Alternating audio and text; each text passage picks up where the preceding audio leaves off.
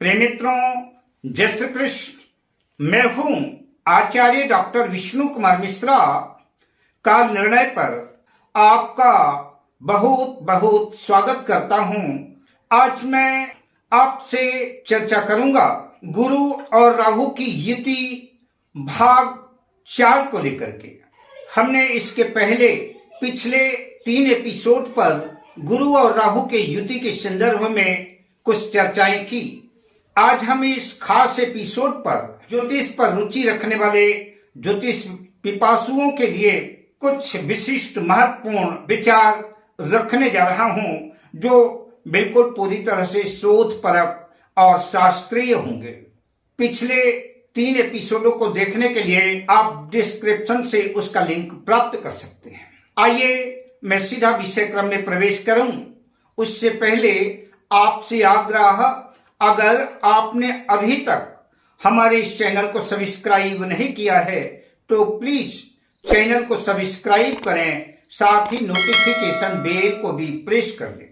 अगर आप अपनी या अपनों की जन्म कुंडली का बृहद प्रेडिक्शन कराना चाहते हैं, विश्लेषण कराना चाहते हैं, अथवा हमसे किसी भी किस्म का ज्योतिषी परामर्श प्राप्त करना चाहते हैं, तो आप स्क्रीन पर फ्लैश हो रहे नंबरों पर हमसे संपर्क कर सकते हैं। शास्त्रों के अनुसार जब ज्ञान का कारक देवगुरु बृहस्पति अज्ञान के कारक अंधकार के साथ राहु के साथ मिलते हैं तो इसे गुरु चांडाल योग के नाम से जाना जाता है। निश्चित रूप से जिन जन्म पत्रिकाओं में यह युति बनी हुई है उन जातकों का नैतिक स्तर तो गिरता ही है, उनका पतन तो होता ही है, साथ ही उनकी बुद्धि भी किसी बात को लेकर के संदेहास्पद रहती है। ऐसे लोग भ्रमित रहते हैं। ऐसे लोगों को संघर्ष और पतन की स्थिति बनी रहती है।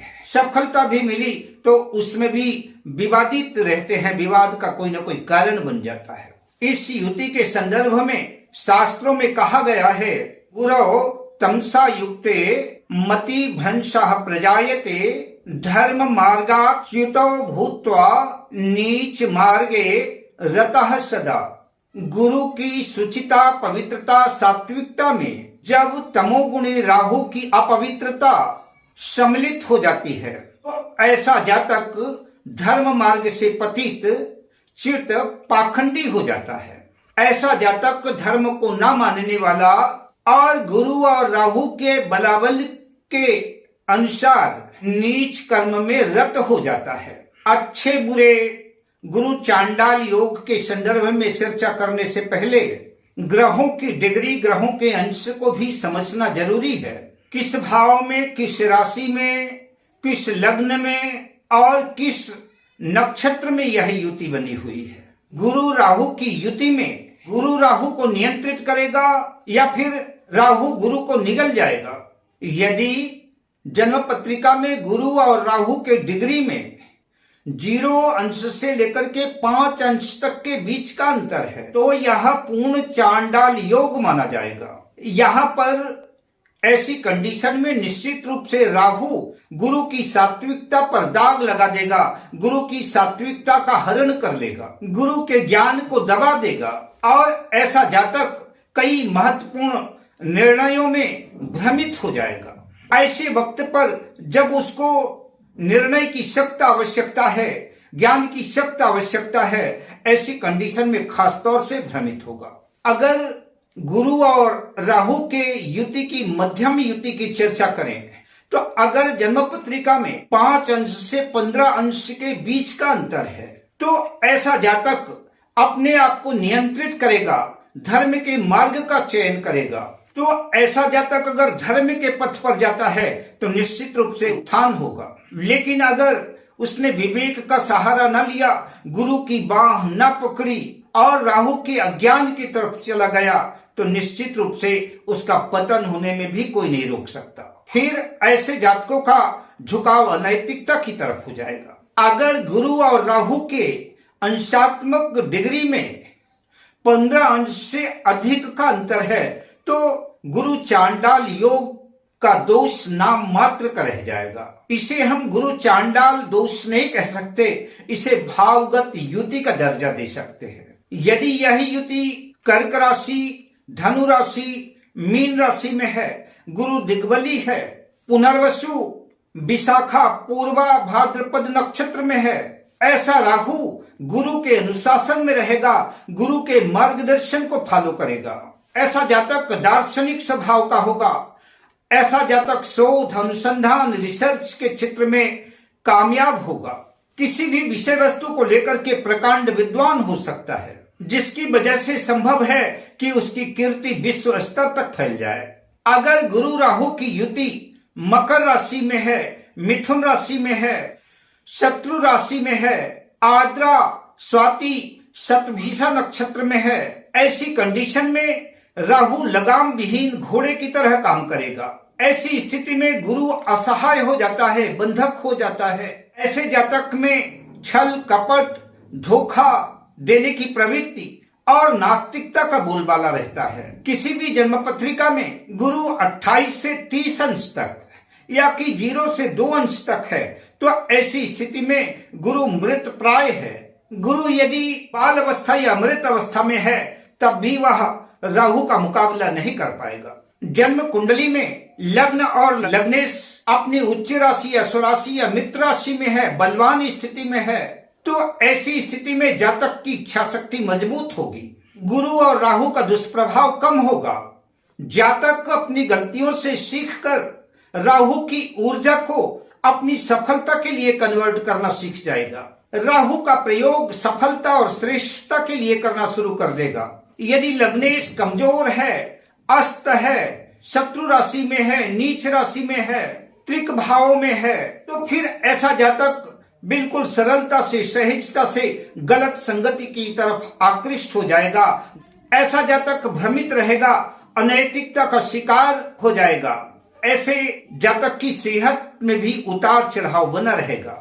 हम सभी 12 भावों की चर्चा करें कि गुरु और राहु की युति 12 भावों में है तो कैसा फल देगी, उससे पहले हमको यह समझ लेना आवश्यक है। गुरु और राहु की युति जिस भाव में है उस भाव का स्वामी अगर अपनी उच्च राशि में है, स्वराशि में है, उस भाव का स्वामी बलवान है, तो ऐसी कंडीशन में गुरु और राहु के दुष्प्रभाव 50% तक कम हो जाएंगे। और खासतौर से वह राशि गुरु की मित्र राशि है तो ऐसी कंडीशन में वह राशियां भी गुरु का सहारा बनेगी। वह गुरु की शत्रु राशि है, राशि का स्वामी निर्बल है, कमजोर है, अस्त है, नीच राशि में है, तो ऐसी कंडीशन में गुरु चांडाल योग का दुष्प्रभाव और अधिक बढ़ जाएगा।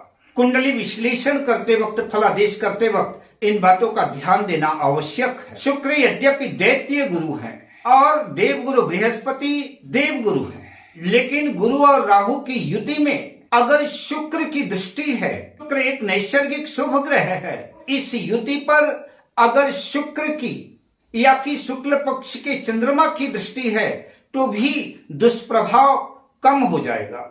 ऐसे जातक की नकारात्मकता समाप्त होगी। ऐसा जातक राहु की ऊर्जा को क्रिएटिविटी में बदल देगा। इसका योग राजयोग जैसे हो सकता है। समाज में मान सम्मान, जातक कला, मीडिया के क्षेत्र में लेखन, काव्य, कविता, संगीत, भाषण देने की कला में दक्ष हो जाएगा।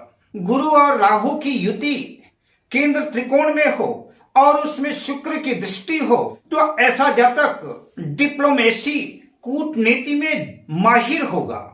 ऐसा जातक मिट्टी को भी सोने के रेट में बेचने में निष्णात हो जाएगा। अगर इस युति में सूर्य की दृष्टि है तो ऐसा जातक ईगो संपन्न होगा, अहंकारी होगा। जहां ईगो की वृद्धि होगी वहीं पर मानहानि, बदनामी का भी सामना करना पड़ सकता है और ऐसा जातक कानूनी पछड़े में भी पड़ सकता है। अगर इस युति में मंगल की दृष्टि है तो ऐसा व्यक्ति कलह कलेश करने वाला, हिंसक प्रवृत्ति का होगा और ऐसे जातक की प्रायः दुर्घटनाएं, एक्सीडेंट वगैरह होते रहते हैं। ऐसा जातक क्रोधी स्वभाव का भी होता है। अगर इस युति में शनि की दृष्टि है तो ऐसा जातक अवसाद का शिकार हो जाता है, डिप्रेशन का शिकार हो जाता है, लंबे समय तक चलने वाली बीमारी जकड़ लेती है, किसी भी काम में अत्यधिक विलंब होता है, शनि की तीसरी, सातवीं, 10वीं कोई भी दृष्टि हो, गुरु चांडाल योग पर है तो ऐसे जातक को उसके कर्मों का फल बहुत जल्दी मिलता है। शनि यहाँ पर फिल्टर का काम करता है, जो कि जातक को गलत रास्ते पर जाने से दंड के बल पर रोकता है। अब संक्षिप्त में 12 भाव में बनने वाली युति को संक्षिप्त में समझ लेते हैं। तो अगर गुरु और राहु की युति प्रथम भाव लग्न में बनी हुई है तो ऐसे व्यक्ति में गजब का आकर्षण होगा। ऐसा जातक अहंकारी हो सकता है, सेहत में भी उतार चढ़ाव बनी रह सकती है, ऐसा जातक भ्रमित भी होगा। गुरु और राहु की युति अगर दूसरे भाव में है, ऐसी स्थिति में संचित धन में उतार चढ़ाव बना रहेगा। पारिवारिक जीवन में कलह कलेश, जातक कभी अच्छा बोलेगा, मीठा बोलेगा और कभी ऐसा कड़वा बोलेगा कि जैसा किसी ने गोली मार दिया हो। अधिकांशतः वाणी में कठोरता ही रहेगी। गुरु और राहु की युति अगर तीसरे भाव में है, पराक्रम भाव में है, तो ऐसे जातक का भाई बहनों से विवाद रहेगा, मतभेद रहेगा, किंतु ऐसे लोगों को लेखन कार्य में सफलता मिल सकती है और यात्राएं उबाऊ हो सकती है। गुरु और राहु की युति यदि चतुर्थ भाव में है तो माता की सेहत नरम गरम रह सकती है, पैतृक संपत्ति में विवाद हो सकता है और सुख सुविधाओं के लिए संघर्ष करना पड़ सकता है। अगर यह युति पंचम भाव में बनी हुई है, संतान को कष्ट, संतान की चिंता, संतान विलंब से हो सकती है, नहीं भी हो सकती है, सट्टेबाजी में नुकसान होगा, लेकिन ऐसे जातक की तीव्र बुद्धि होगी, ऐसे जातक का माइंड इनोवेटिव होगा, ऐसा जातक शॉर्टकट से सफलता पाने का हर संभव प्रयास कर सकता है। गुरु और राहु की युति यदि छठी भाव में है तो ऐसा जातक शत्रुओं को परास्त करने में सफल होगा, शत्रुओं पर विजय प्राप्त करेगा, किंतु गुप्त रोग, पेट से जुड़ी हुई समस्याएं, कर्ज की स्थितियां जातक को उद्विग्न और परेशान कर सकती हैं। अगर यह युति सप्तम भाव में बनी हुई है, गुरु और राहु सप्तम भाव में स्थित हैं, तो वैवाहिक जीवन में मतभेद रह सकता है। दाम्पत्य जीवन में संभव है कलह कलेश की स्थितियां बनी रहे। दाम्पत्य जीवन में अविश्वास, साझेदारी में, पार्टनरशिप में जो बिजनेस चल रहे हैं उसमें छल, धोखा, कपट की संभावनाएं बढ़ सकती हैं। दाम्पत्य जीवन चाहे जैसा भी हो, किंतु इतना तय है कि जीवन साथी, पार्टनर चतुर और प्रभावशाली होगा। गुरु और राहु की युति यदि जन्म पत्रिका के अष्टम भाव में बनी हुई है तो ऐसे जातक की तंत्र मंत्र, ज्योतिष, गुप्त गूढ़ विद्याओं की तरफ झुकाव ज्यादा हो सकता है, किंतु ऐसे लोगों के आकस्मिक दुर्घटना की भी संभावना बनी रहेगी।